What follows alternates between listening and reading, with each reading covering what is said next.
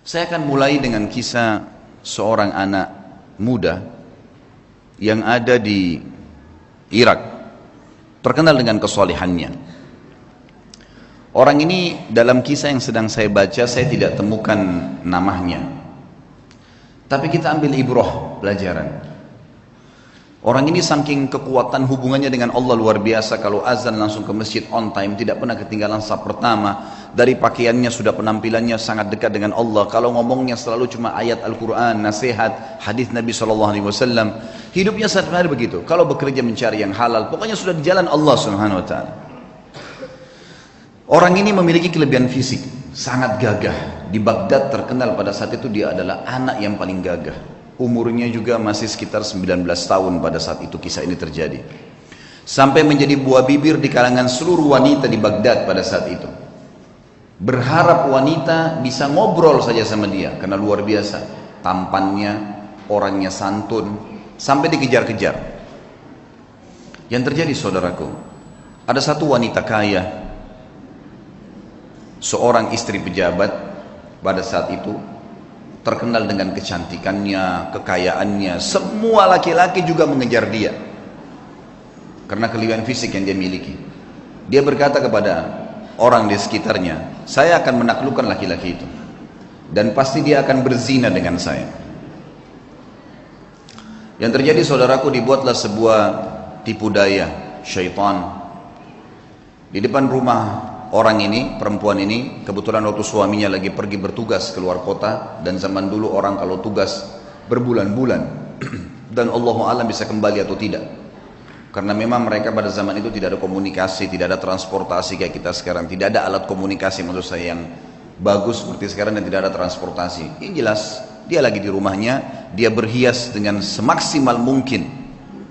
Kecantikan yang dia miliki dengan semerbak minyak wangi yang luar biasa. Kemudian dia bilang sama dayang-dayangnya, kalau anak muda itu lewat di depan rumah, bilang kalau di dalam rumah ada orang yang sedang sakit dan tidak ada laki-laki yang bisa bantu, tolong bawa ke tabib.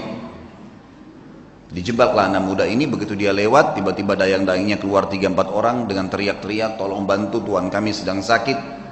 Sampai akhirnya tidak ada laki-laki dan tolong bantulah. Akhirnya si laki-laki ini masuk ke dalam rumah tersebut. Waktu dia masuk dalam rumah tersebut, saudaraku seiman, maka yang terjadi adalah, yang terjadi pada saat itu, ditutup pintu. Kemudian si perempuan yang tadi licik ini berkata, kalau kau tidak mau berzina dengan saya akan teriak bahwasanya kau sengaja datang untuk mengganggu saya di rumah saya. Dijebak. Waktu itu rumah semua berdekatan, sedikit teriakan sudah kedengar. Serba salah, apa yang harus dia lakukan? Terjebak di sebuah ruangan rumah dengan wanita yang sempurna, terjebak di sebuah ruangan, wanita di depan matanya dengan kesempurnaan, cantik, kaya, punya jabatan, tinggal minta dia berzina saja. Hanya itu, dia bisa menikmati, dia bisa mendapatkan harta dan seterusnya. Tapi saudaraku, orang yang sudah mengenal Tuhannya Allah berbeda. Dia sudah tahu siapa dia sudah tahu siapa yang akan dia hadapin dari makhluk juga ini. Dia sudah tahu bagaimana hukum Tuhannya. Dia sudah tahu janji-janji Allah nanti kalau dia meninggalkan yang haram, nantinya di surga akan dibalas apa. Dia sudah pelajari semuanya. Maka dia pun berdoa kepada Allah mengatakan, ya Allah, engkau tahu bagaimana aku menjaga hubunganku denganmu dengan baik. Dan dari dulu aku sudah selalu digoda untuk melakukan hubungan dengan lawan jenis dan aku selalu menahannya.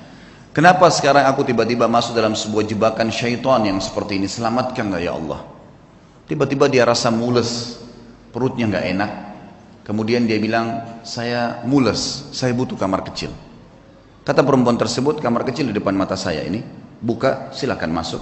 Tapi tetap setelah kau keluar kau akan zina dengan saya. Kalau enggak saya akan teriak. Dia masuk, kemudian dia buang air besar. Dalam kisah ini, maaf, kisahnya memang begitu. Buang air besar. Setelah buang air besar, muncul ide di pikiran dia. Tiba-tiba Allah berikan petunjuk, dia mengambil kotorannya sendiri, dia tempel di bajunya. Pada saat dia keluar dari ruangan tadi, si perempuan kaya ini yang terkenal dengan kebersihannya, kecantikannya segala, kaget melihat. Tadinya bajunya rapi orang ini, tiba-tiba penuh dengan kotoran dia sendiri. Lalu dia mengatakan, kenapa kau begini? Dia bilang, saya begini orangnya. Inilah yang sedang terjadi sekarang. Maka Kalau kau memang mau berzina, saya orangnya sudah seperti ini kotoran di badan saya. Akhirnya perempuan tersebut mengatakan, keluarkan laki-laki ini jorok dan kotor.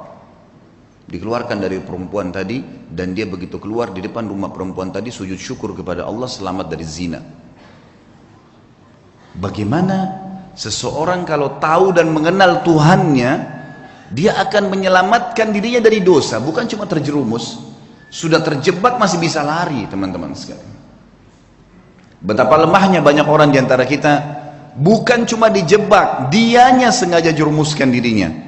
Padahal sabda Nabi SAW jelas dalam hadis Bukhari, kalau seseorang hamba berbuat dosa, satu dosa kecil, tertetes di dalam hatinya titik warna hitam, kelam. Kata ulama hadis begini, maksudnya apa tetesan hitam itu? Dia akan merasa beberapa hari ke depan hidupnya gelap, hidupnya sulit dengan satu dosa kecil. Hidupnya sulit, kelam, banyak pintu-pintu rezeki yang masih tertutup sampai titik hitam itu bersih. Apa kata Ibnu Umar radhiyallahu anhu? Aku mengetahui beratnya dosa kecil yang aku lakukan. Ahkar dzam, dosa yang paling kecil. Mungkin kita cuma melihat sesuatu yang biasa, mungkin cuma sekedar dengar sesuatu yang tidak disengaja. Saya tahu Allah mengharamkan saya sholat berjamaah subuh di masjid sebulan.